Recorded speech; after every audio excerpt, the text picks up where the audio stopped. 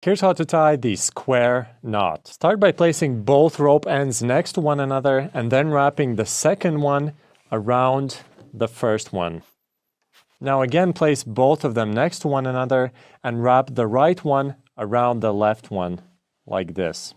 Finish, pull both ropes while holding the rope ends, then release them and pull again. Make sure to leave the ends rather long because this knot tends to slip if pulled with a lot of force. For very simple applications, this knot is secure enough to connect to shorter ropes. If you want something more secure, you could do 2 turns around each rope instead of 1. But once tightened and put under load, it becomes pretty much a big mess that's very hard to untie. A much better solution would be to tie a figure-8 bend knot instead, which we covered in another video. Here's how to tie a Yosemite bowline knot. Start by creating a loop near the end of the rope. Then take the end and go through it from the back side, then around the standing end, and finally back through the loop. You've essentially now created a regular bowline knot. The Yosemite finish just adds another step to it. So to create the Yosemite finish,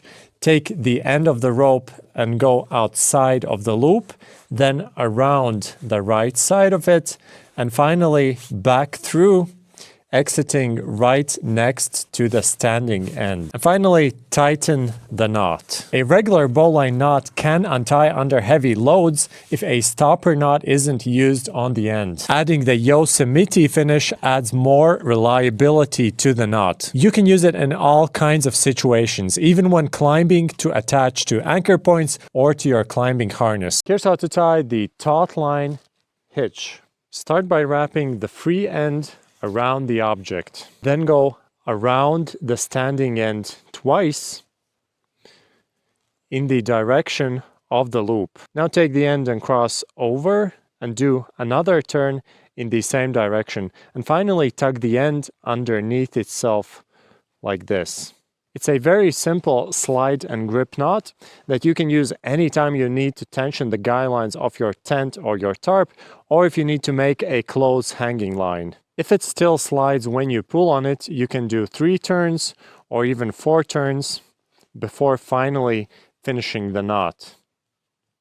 This will make it harder to slide, but it will have much more friction. And that's how a finished taut-line hitch should look like. Here's how to tie the clove hitch, which is one of the most useful knots to know in everyday situations. To tie it, take the end of the rope and go around the post on the right side, then go around it once again, but this time on the left side, and finally tug the end of the rope underneath this strand over here and tighten it. But also make sure to dress the knot neatly together so that there's no slack when you pull on it. It isn't the most secure hitch, but it's pretty strong and you can tie it very easily. But what's even better, you can untie it very easily when you don't need it anymore. If you want to make it more secure, you can tie another half hitch around it here in the front.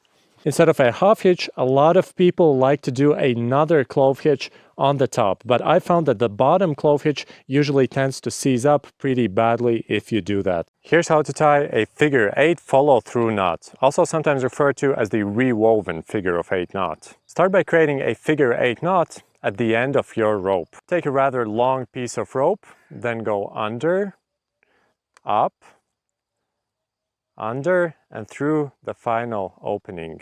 The finished knot should look something like this, and it should have a rather long piece of rope at the end of it. Now take the end of the rope and go over the attachment point that you'll be using. Now you need to retrace the figure-of-8 that you just made, just in the other direction.